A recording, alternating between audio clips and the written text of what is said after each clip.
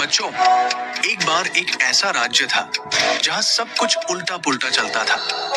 वहां के राजा और मंत्री दोनों ही मूर्ख थे। उन्होंने एक अजीब नियम बना दिया। रात को दिन और दिन को रात घोषित कर दिया। अब लोगों को दिन भर सोना था और रात में काम करना था। और अगर किसी ने इसका उल्लंघन किया तो उसे मौत की सजा दी जाती। डर के मारे लोगों ने भी ये सब मान लिया, चाहे उन्हें समझ आए या ना आए। एक दिन एक गुरु और उसका चेला उस शहर में पहुंचे। दिन के समय पूरा शहर सो रहा था। चारों तरफ सन्नाटा था। गुरु और चेला दोनों हैरान हो गए। जब शाम हुई तो लोग जागे और रात को अपने काम पर लग गए। जब गुरु और चेले ने बाजार में कुछ खरीदना चाहा, तो देखा कि हर चीज का दाम एक जैसा है, एक दुत्तू। सामान महंगा हो या सस्ता, सब कुछ एक ही दाम पर। ये सुनकर चेले को बड़ा मजा आया। उसे लगा कि यहाँ रहना कितना फायदे का सौदा है, सस्ता खाना मिलता है। लेकिन गुरु ने उसे समझाया कि मूर्खों के देश में कब क्या हो जाए, इसका कोई भरोसा नहीं। गुरु तो समझदार था, वो तुरंत वहां से चला गया। लेकिन चेला वहीं रुक गया। कुछ समय बाद एक चोर एक अमीर व्यक्ति के घर में चोरी करने गया। जैसे ही वो सामान लेकर बाहर निकल रहा था, उसके ऊपर पुरानी दीवार गिर गई और उसकी मौत हो गई। अब सोचो बच्चों, एक चोर मर गया, लेकिन उसके भाई ने राजा के पास जाकर शिकायत की कि उसके भाई की मौत घर के मालिक की वजह से हुई। राजा ने सुनते ही तुरंत फैसला सुना दिया, मालिक को सजा मिलेगी। लेकिन मालिक ने कहा कि दीवार तो ठीक से बनी ही नहीं थी, गलती तो उस मिस्त्री की थी जिसने दीवार बनाई। राजा ने मिस्त्री को बुलाया। मिस्त्री ने कहा, गलती मेरी नहीं है। उस समय एक नाचने वाली लड़की बार बार उस गली से गुजर रही थी, मैं उससे डिस्टर्ब हो गया था। राजा ने फिर नाचने वाली को बुलाया।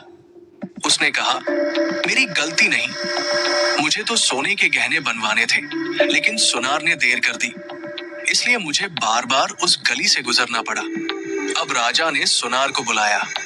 सुनार ने कहा, मुझे एक अमीर आदमी के घर की शादी के गहने बनाने थे, इसलिए मैं उस लड़की के गहने समय पर नहीं बना पाया।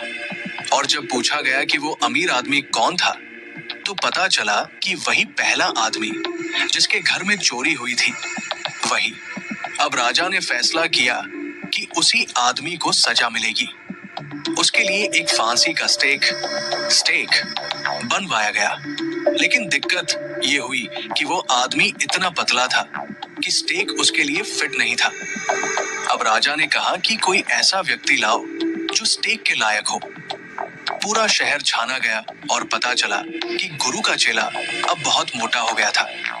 वो स्टेक के लिए एकदम परफेक्ट था। उसे गिरफ्तार कर लिया गया। जब चेले को पता चला कि उसे मारा जाएगा, तब उसे गुरु की बात याद आई।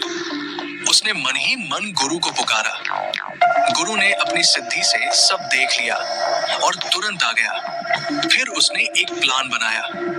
गुरु ने चेले के कान में कुछ कहा और दोनों आपस में लड़ने लगे। दोनों कहने लगे कि पहले मैं फांसी पर चढ़ूंगा। राजा ने पूछा, आखिर बात क्या है? गुरु ने राजा के कान में कहा, ये जो स्टेक है, ये कोई आम स्टेक नहीं है। ये तो न्याय के देवता का स्टेक है। जो पहले इस पर मरेगा, वो अगले जन्म में राजा बनेगा, और जो बाद में मरेगा, वो मंत्री बनेगा। राजा और मंत्री मूर्ख थे। उन्हें भी अगले जन्म में फिर से राजा मंत्री बनने का लालच आ गया। उन्होंने रात को चुपके से गुरु और चेले को छुड़ा दिया और खुद उनकी जगह स्टेक पर चढ़ गए। सुबह जब लोगों ने देखा कि राजा और मंत्री मर गए, तो पूरा शहर दुखी हो गया। फिर लोगों ने सोचा, अब राजा कौन बने? तब उन्हें गुरु और चेले की याद आई। दोनों शहर छोड़कर जा रहे थे। लोगों ने उनसे अनुरोध किया कि वही नए राजा और मंत्री बन जाए। गुरु ने कहा, हम तभी राज करेंगे जब तुम पुराने सारे नियम बदल दोगे। शहर वालों ने मान लिया और इस तरह मूर्खों के राज्य में समझदारी की जीत हुई। तो बच्चों,